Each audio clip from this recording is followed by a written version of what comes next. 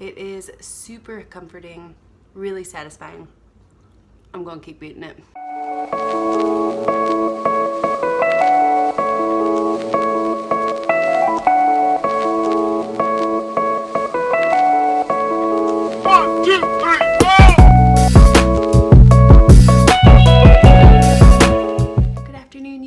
Thanks so much for coming by, and welcome to another episode of the Untamed Olive. So it is nearing the end of summer here in Utah, and my garden is kicking ass. I'm shocked, honestly, but I'm so happy. I've got tomatoes coming out of my ears, a ton of kale. I've got some little tiny red onions coming in and carrots and things like that. So I thought this would be the perfect time to share with you some garden haul recipes. So today I want to share with you a creamy tomato bisque, and to go with that we're going to make a grilled cheese sandwich, and not just your ordinary vegan grilled cheese sandwich. I'm going to chuck it full of veggies and creamy cashew cheese, really yummy sourdough crispy bread. It's going to be delicious. You won't miss any of the dairy, I promise. If you want to see how to make them, keep on watching. Okay folks, we are starting with our tomato bisque here. I have got 2 tablespoons of extra virgin olive oil in a pan on medium heat. To that I'm going to add a half of a white onion, coarsely chopped, as well as 2 large cloves of garlic, also coarsely chopped. Once we get them in the pan and sizzling, we're going to let them do their thing for about 3 to 4 minutes, or until they're slightly translucent and a little bit brown on the edges, like so. Once they're how we like them, we're going to add approximately 3 cups of chopped fresh tomatoes. I've got a variety here. I've got some heirlooms. I've got a couple different kinds of cherry tomatoes that I've cut in half. Don't worry too much about how you're chopping these tomatoes up, because they're eventually going to all get blended anyway. So just get them in the pan, get them melted with those flavors. Now I'm going to add some seasoning here. We've got some black pepper, salt, roasted red pepper flakes, dried basil, and a little bit of dried Italian seasoning. I will leave the amounts in the description box below so you know how much to use. And then once it's simmered just for a bit, I'm going to add a sprig of fresh basil. This is going to brighten everything up.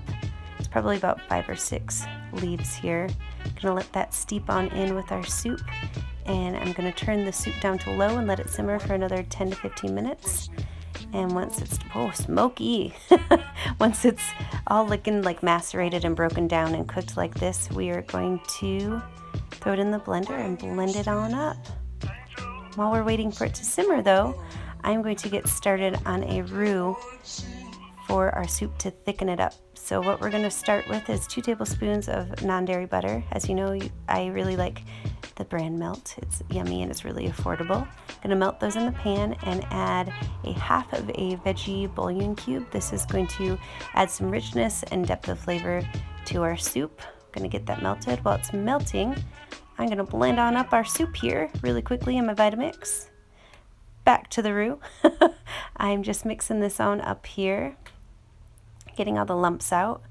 Once we're totally melted and dissolved, I'm going to add 2 tablespoons of rice flour. You can use all-purpose, but I tend to lean towards white rice for thickening just because it keeps everything gluten-free, which I like to do for the most part. Woo, fire! So we're going to get that in there, stir it up so there's no clumps, and keep it on the heat long enough to cook out that raw flour flavor, especially if you're using all-purpose flour.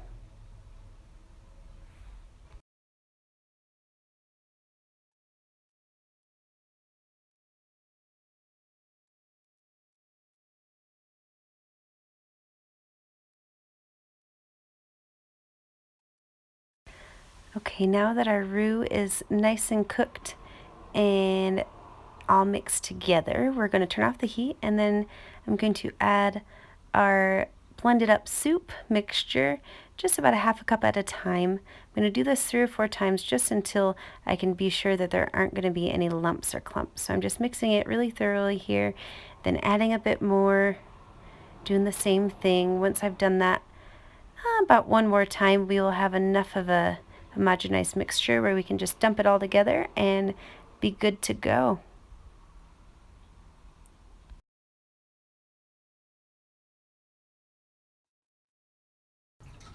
Okay guys, forgive the terrible angle, but now we're just mixing everything together and we're good to go. You can stop here, have some really fantastic soup, or if you're in the mood for something a little bit more hearty, here's how we're going to make our epic grilled cheese sandwich. So I've got in a grill pan some sliced portobello mushrooms, as well as some sliced medallions of some baby red onion from our garden, and a big handful of kale that I'm just letting wilt just a little bit. We're on medium heat, no oil or anything, just getting them a little bit cooked down before we add them to our bread.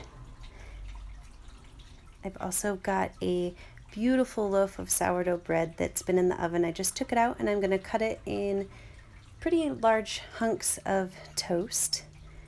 Then we're going to get our toppings going. This recipe makes enough for 2 people. You can always double it. So now what I'm doing to my slices is adding some herb and garlic cashew cheese. I have a fabulous cashew cheese recipe. I will link it below. It makes everything so creamy and delicious, and it adds a lot of flavor to our veggies as well. I'm going to cook these open-faced so they melt just a little bit better. So now I'm just adding our toppings. I've got our grilled mushrooms on one side. The cashew cheese also helps the topping stick, which is helpful because these are some serious sandwiches here. Then I've got our onion medallions that look so beautiful from that pan. I love that pan. It's really great because you don't have to use any added oil as well. And then to the top of that, I'm going to add just a bit of vegan mozzarella. This is a Voila brand. I really like it. I also really like the Daya brand. They both have a nice melty, stretchy quality about them, which is really nice when you're trying to mimic something like a grilled cheese sandwich. So now I'm adding an heirloom tomato slice on one side and a big handful of kale on the other. And I'm going to butter our grill pan with some of that melt butter. And I'm going to place our sandwich open-faced to get nice and toasty. And pro tip hack, if you don't have a panini press, you can totally put a cutting board on top like so. Then I'm just going to weight it with a heavy ceramic bowl, and we will have ourselves a makeshift panini press to get things nice and melty and gooey. So now that it's been pressed for about 5 minutes, put some kale on top of the tomato just so it doesn't melt to the pan. And I'm going to press it again. It's been about another 5 minutes.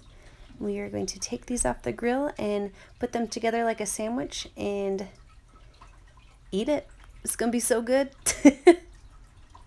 Oop, and we got a little bit left behind, but that's no big deal. It's nice and melty and gooey. Get every little every little last drip for sure. And here we are, all together, gooey loveliness, and our beautiful creamy soup. Okay guys, I think the trickiest part about this recipe is trying to figure out how to eat this epic grilled cheese sandwich. So I've got it dipped in our tomato bisque and I'm going for it.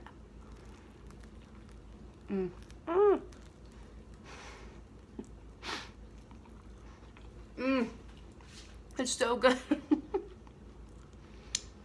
It's super creamy. Gosh, I'm making a mess per usual. It's really creamy, really savory, really crunchy, super satisfying. You get that kale in there, it tastes super good, makes it really fresh along with that tomato. And those mushrooms make it a little meaty. This is the ultimate in almost fall tomato season comfort food. I